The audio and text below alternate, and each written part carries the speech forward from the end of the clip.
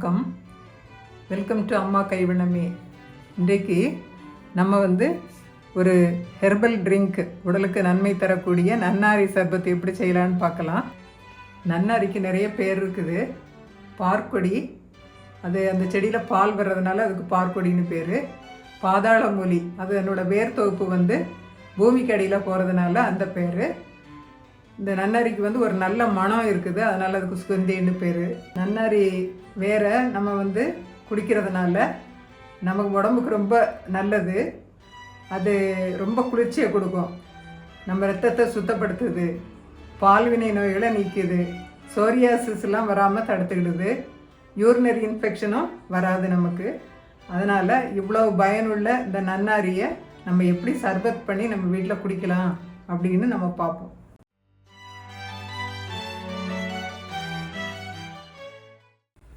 இதுதான் நன்னாரி வேறு. நாட்டு மருந்து கடையில் 2 டைப்பு கிடைக்குது. ஒன்று கட்டை மாதிரி இருக்கும், இன்னொன்று இந்த மாதிரி சல்லி வேறாட்டம் இருக்கும்.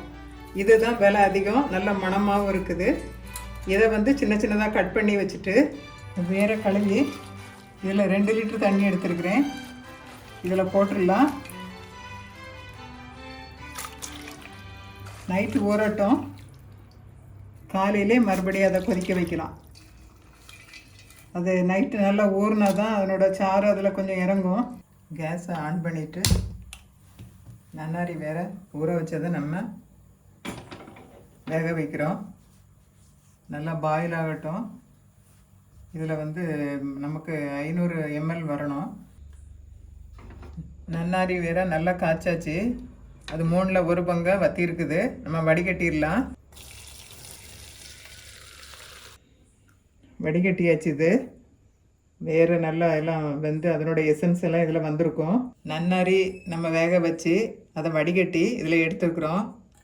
3ல் 1 பங்கை நம்ம சுருக்கி வச்சுருக்குறோம்.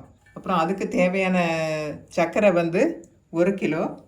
இந்த 1 கிலோ சர்க்கரையை நம்ம இப்போ பாகு காய்க்கிறத பார்க்கலாம். கேஸ் ஆன் பண்ணி மறுபடியும் சட்டி அடுப்பில் வைக்கிறோம். குக்கர் நல்லா வெயிட்டாக உள்ளதுனால குக்கரை யூஸ் பண்ணுறேன்னா.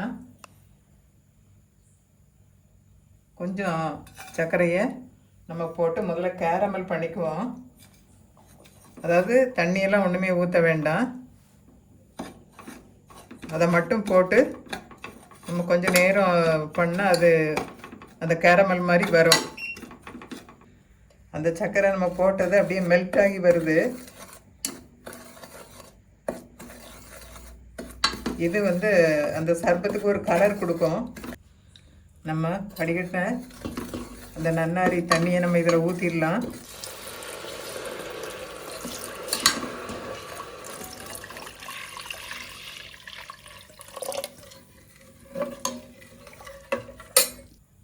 மீதி உள்ள சர்க்கரையை நம்ம அது உள்ளே போட்டுடலாம்.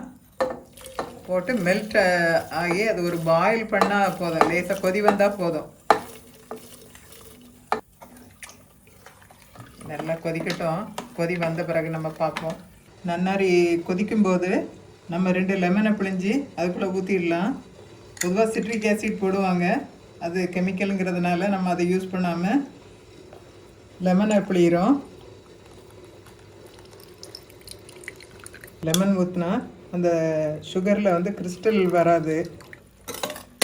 நன்னாரியும் சுகரும் சேர்ந்து நல்லா கொதிக்குது, போதும். லெமன் ஊற்றிடலாம். ஆஃப் பண்ணிடலாம். இது நம்ம வடிகட்டி எடுத்துக்கிடுவோம், ஏன்னா தூசி கட்டாயம் இருக்கும், சுகரில் இருக்கும்.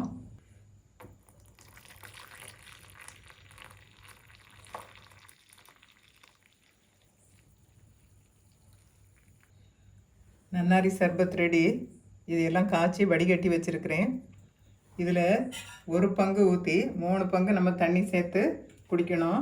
லெமன் ஜூஸ் பிழிஞ்சு விட்டுக்கலாம். ஒரு பழத்தை பாதியாக வெட்டி 2 இது ஜூஸ் போட்டுடலாம். மீதிக்கு தண்ணி கலந்துக்கலாம். மண்பானை தண்ணி தான் ஊற்றுறேன். நன்னாரி சர்பத் லெமன் ஜூஸ் எல்லாம் ஊற்றி ரெடியாக இருக்குது. நீங்களும் இதை செய்து பாருங்கள். செய்துட்டு உங்கள் கமெண்ட்ஸை சொல்லுங்கள். நன்றி, வணக்கம். அம்மா கைவண்ணமே, சுவையும் மனமும் பிரமாதமே. அம்மா கைவண்ணமே, சுவையும் மனமும் பிரமாதமே அம்மா கைவண்ணமே.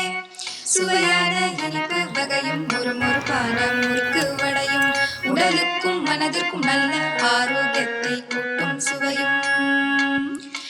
ஆடை அலங்கரிக்கும் தையல் கலையும் பல பயனுள்ளதான யோசனையும்.